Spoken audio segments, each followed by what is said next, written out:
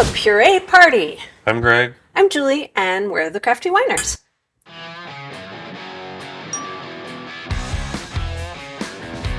So today we are doing something that is completely non-alcoholic. Could be. It could be alcoholic, but it's not going to be right now. And we do use it in some of our wines and lemonades and ciders. So, Beverages. all kinds of beverages. This one I'm going to do is a blackberry puree, but I have some recipes on other fruits as well. But we're going to do this one today because we actually need to use it in one of our wines. Actually, a mead. It was a mead that we need it for, right? Yep. So this is 16 ounces of blackberries. They are frozen Great Value blackberries. But even though they're frozen, it does not mean that they don't still have wild yeast or something still on them. The producers of these, I'm assuming that they're probably all the same. They wash the fruit before they freeze it. But my impression at one point in time was that they put something on it that would kill the bacteria and yeast and anything else that was on it. They don't do that. No. At least most of them don't do that. So there could be, bad things, and there could be yeast that's not necessarily bad, but that if you're doing an alcoholic beverage, you don't want live yeast to be in your puree. So, Because for one, it can start your beverage re-fermenting because it's adding sugar and yeast. And for another, you don't want that wild yeast to be competing with the yeast that you want to use in your beverage. right. So it's important to sterilize that yeast. Yeah, so you can do this a couple of different ways. I use microwave method. You could also put this in a pot on the stove. You could do it when the fruit is whole. You could do it after you blended it, before you put in the other ingredients. Whatever you want to do. The point is you want to get it over 165 for at least 15 seconds. So And that doesn't mean get your stove to 165 and call that good. You actually, the temperature of this needs to be that. And I use a thermometer. I did this one in the microwave just at 30-second intervals and then stuck my thermometer in until it was 175. I knew then it had been 165 for 15 seconds. So this has been pasteurized. I've always been a little adverse to pasteurization of fruit that goes into wines because it does change the flavor slightly. But the offset of that is that you're going to have more control over your fermentation and your beverage is going to be safer if you do it. So it's a good trade-off, and I would recommend that you do it. I think cooking the fruit, if you're going to boil your fruit, it's definitely going to change the flavor. This really doesn't taste different. We're going to do a pasteurization video. It's high on our party list, and we will do a blind taste testing to see if each other can tell when one is pasteurized and one is not. Yeah. So let's get on with the process. He's going to put the blackberries in the blender without splashing them on me. No, if I'm doing it, I get to splash on you. No, that's not how it works. Or you can do it. And then it doesn't matter. Okay, here it goes. It's going to clunk.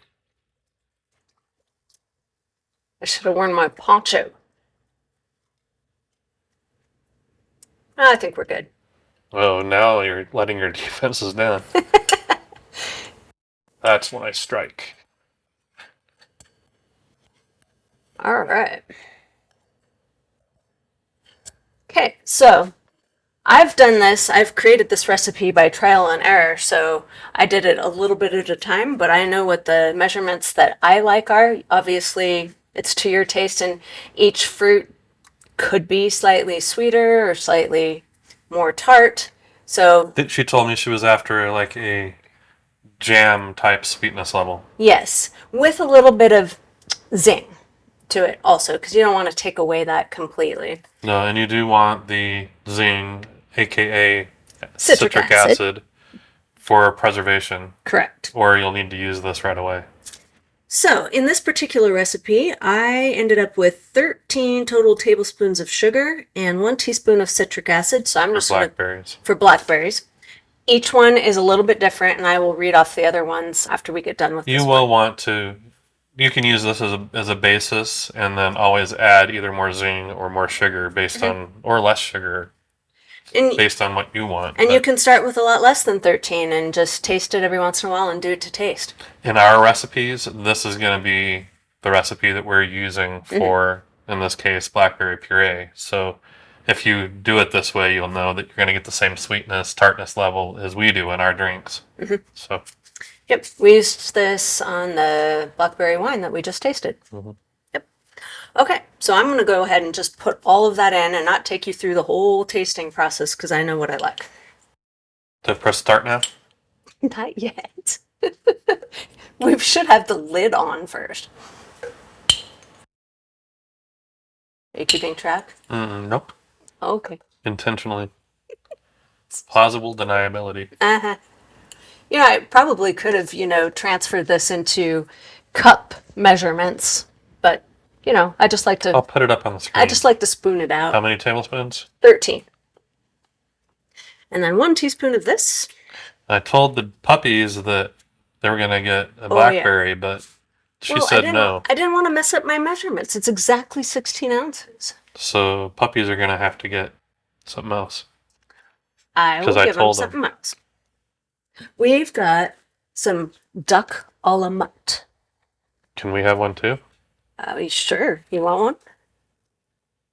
I don't want to make the puppies mad. Should we give it to him now or blend that first? Why don't we do both? Oh no, that's too much. Okay, we can do that.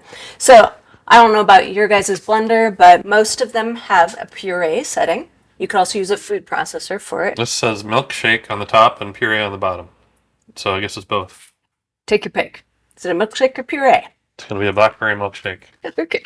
You are going to, let's do puppy treat first, and then you can guide me to make sure I don't overdo this. Okay. All right. Hey, why are you jumping up here? Are you supposed to jump up? Can you get down? Yeah, that's a good girl. So then the other one gets up. Okay. Can you sit pretty? That's not really sitting. Can you look at the camera? Here. Turn around. Good girl. Okay, that's good. You deserve Look that. at the corgi cam. Okay. Go. Look. Over here. Over here. Oh, wow, you're being a spaz. Okay. Well, that was good.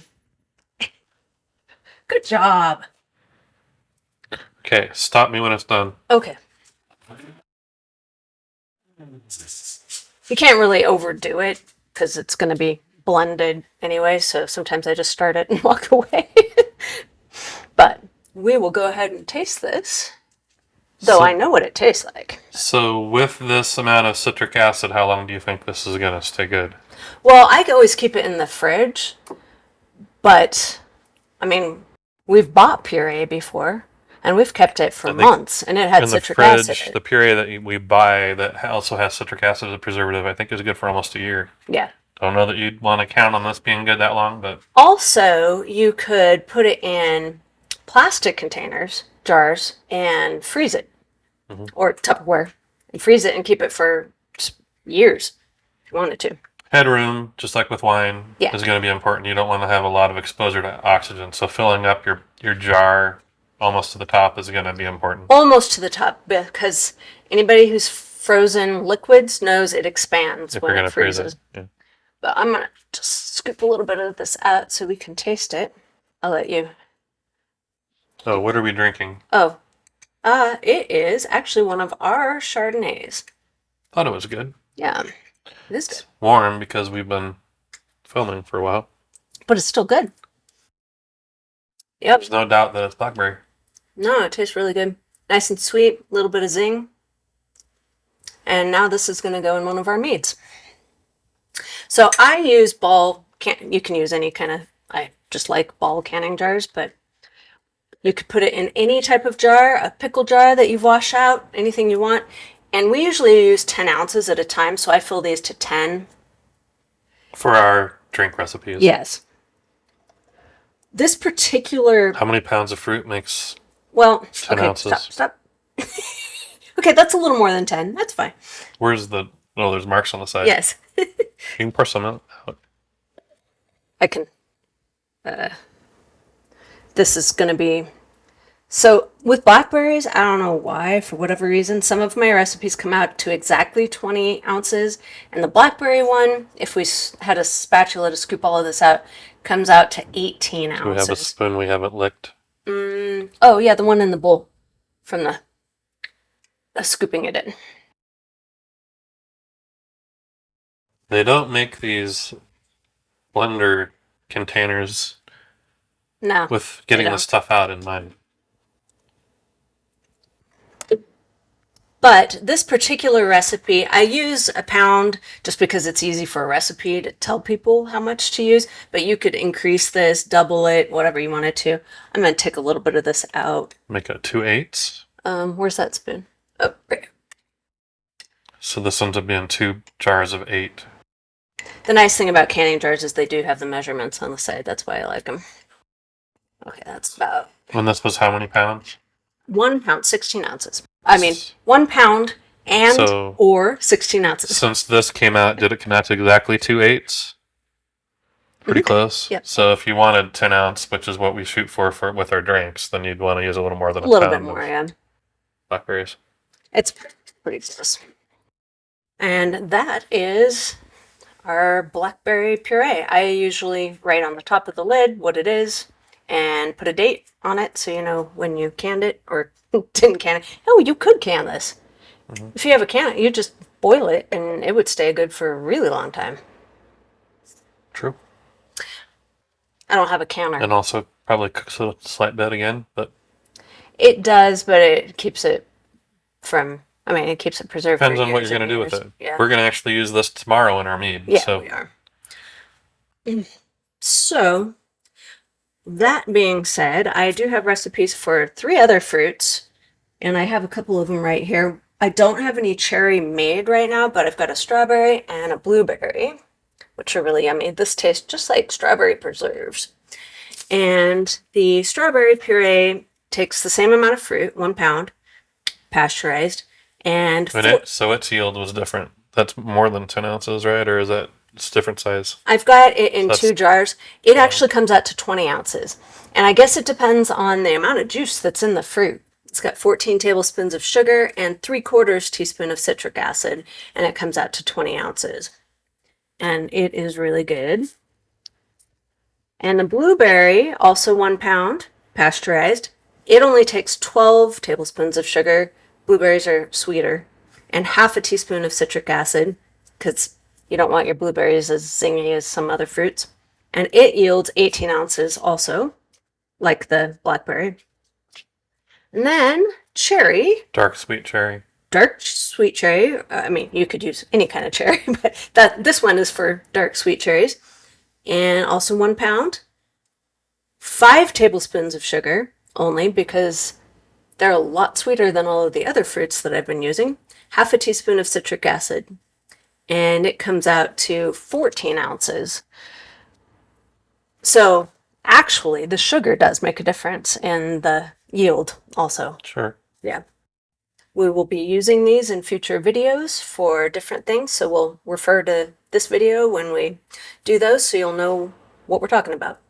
And this is good for, he mentioned before, not only just to flavor wines or lemonades or ciders or whatever.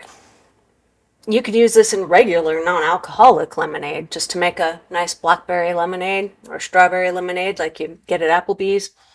And really smoothies, Ice cream toppings, yeah. Really anything that you want to use a yummy puree on. And it's all completely natural. Citric acid is a natural preservative. It's found in fruits naturally. So you don't have a bunch of crap in here. So it's And you can good. use allulose or something else instead of sugar too. Yes, you could. And this artificial sweetener that you choose to use probably will tell you the proportion to sugar. Mm-hmm. So you can use the sugar amount that she used as a starter. Yeah. Some sweeteners, allulose is less sweet than sugar, so you have to use a little bit more. Sweeteners like Splenda are sweeter than sugar, so you would use less, but I think it says that on the package. So not to get off topic of purees, but if you are using this in an alcoholic beverage, the sugar that you added into this can start the fermentation back up in the alcoholic beverage, if you haven't added sorbate to it. So just keep that in mind. You're adding sugar. There's sugar that's in the fruit, and Yes. then there's sugar that we're adding to make the puree sweet. So you're giving it a lot of nutrient that it can use to re-ferment. So just keep that in mind because sorbate is your friend in that case. It's the sorbate will make it so that the yeast that's already in that beverage can't take advantage of the sugars that you're adding. Otherwise, you might have hard lemonade champagne. That Yeah, and that's could be not. dangerous. You don't get the best of both worlds with the sweet and the puree and the flavor. It all goes away when it Yeah. re-ferments. And it could explode. And it could explode. So that would be bad. Especially when it's this color. That would be bad on your Oh walls. yeah. Hope this was informative. Hope you guys liked the video. Short and sweet, but it's really a very Sweeter than shorter. definitely sweet. No pun intended when I said that, but it is a useful ingredient in a lot of things. So hope you try it. Let us know. Obviously, you could use any fruit you want to, and if you use peaches or pineapple or whatever, and you make a good puree, put up your recipe, and we'll try it out. I think we've made a puree out of almost every frozen fruit that Walmart carries, regardless of whether it's on our bar right now or not. But Yeah, we have. But Walmart has a limited supply of what they carry. So you could use fruit from your garden or fresh fruit from the store, whatever you want. You could make kiwi puree if you wanted to. So if you make something other than what we've got here, put up your recipe and we will try it and add it to one of our concoctions. Thank you guys for watching. As always, please like the video and subscribe to our channel if you haven't already. If you have, thank you very much for your support. Until next time, cheers.